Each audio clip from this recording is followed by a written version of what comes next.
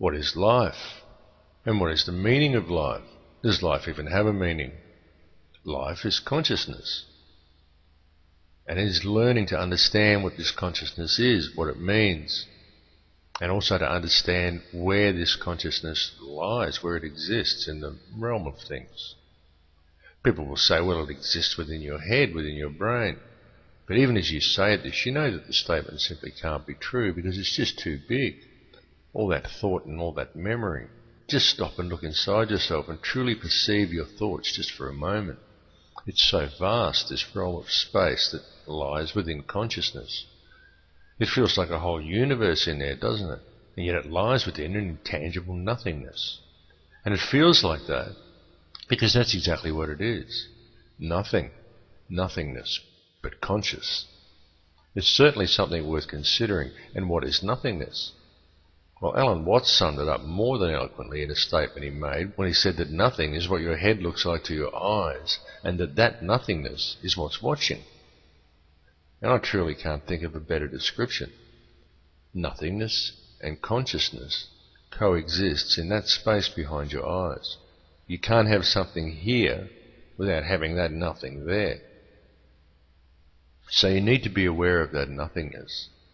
The nothingness that lies behind your eyes, because it is within that nothingness that lies consciousness. And it's all connected. It's connected to ourselves, it's connected to each other, and it's connected to everything in the universe. You need to open your minds to see this, and once you've seen it, the more you can begin to realize it. And the more you realize it, you can quite literally feel it physically. It's like a warmth and a rise in frequency in your body. The true realization that there is no other. There is only one. And all that truly exists within that singularity is love. There are only two human emotions, love and fear. All other emotions stem either directly or indirectly from these two base emotions. But fear is an illusion created by this reality. Because all that truly exists within the singularity is love. That's all there is, and love is all there can possibly be, because there is only one. There is only the singularity. So how can there be any other emotion at all? Indeed, how can there even be any concept of emotion? Within the singularity there exists only the singularity, and the singularity is love. There is nothing else, and this love is not perceived as emotion. It just is. There is only love. It's being aware of this singularity that allows true understanding to occur. And people ask, well, what can I do to help myself become more aware of this singularity? And the answer is to live in love yourself. Now when I say live in love, again, I'm not talking about the television version of love. I'm not saying that we all put flowers in our hair and sit around singing songs. I'm talking about real love, true empathy, and real understanding for all. And so what is love, and how does one live in love and understanding of all others? Well, here's the trick, you see. You do it by being aware of the singularity of which we're all part of course. Now that may sound like I'm talking in circles and I just returned to the beginning, but I didn't, because you see, real love lies in the true understanding that there is no other. There is only the singularity. When you can truly understand that, and when you can fully realize that when you look at another person, you are not seeing another person. You are seeing another image of yourself, another manifestation of the singularity. Then you can truly understand what actual love is. Because real love comes from the true understanding that we are each other. We share a single consciousness. The divisions that supposedly exist between us are an illusion. How can you not love another person? That person is you. So how can you not love them? How can you not love all other people when they are all you? And when you realize that all the divisions between us are an illusion. Once people realize the truth of this, well then the entire system of control we live under simply breaks down.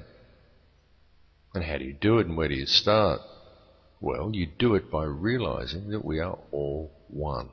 There is no other, and you do it by doing what is right in everything, rather than doing what is right for yourself personally, or what is right for the company, or what is appropriate for the occasion, or even what the law requires. You just do what is right. all the time, in everything.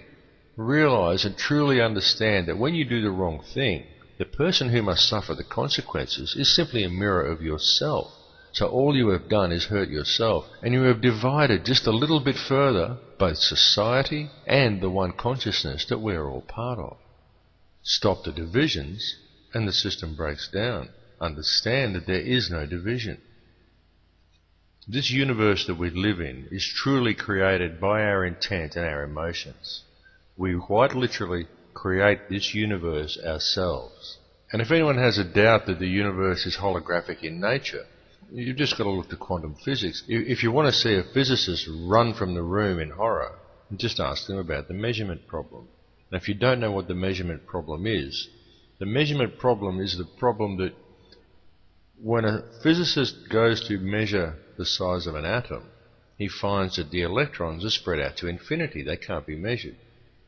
And it isn't until he actually goes to measure the atom, the physical act of him measuring the atom, causes these electrons to coalesce and form the atom. The act of observation creates the atom. Now this is physical proof that we create the universe simply by observing it. So the universe is whatever we perceive it to be. If we perceive it to be a universe where the New World Order is going to win and terrible things are going to happen to the earth, then they will indeed happen. If the powers that be can convince enough people that terrible things are going to happen in the future, then these things will happen because we will make them happen with our consciousness, with our belief that they are going to happen. That's how it works. This is the hidden knowledge. They know that it's through the manipulation of people's beliefs and their emotions that creates the world that we live in. Now this is knowledge that was common knowledge in ancient tribes and other cultures. This is why there was so much effort put into wiping out all these ancient cultures. And it was very important for them to remove this information from the human consciousness at this particular time as we're approaching the galactic ecliptic, because this is the time of great enlightenment. This is the time of the end of the cycle. And this is the time of the quickening. And what the quickening is all about more than anything is to distract the collective mind of man from the approach of the end of this cycle. Because the more people who approach this cycle in love, the more people who live in love now, the more the overall consciousness of man ascends. And the more people who ascend, then that's the less of the collective consciousness that is here for the whatever forces you want to name them to use in the next cycle. And this is what the Christians refer to as the rapture.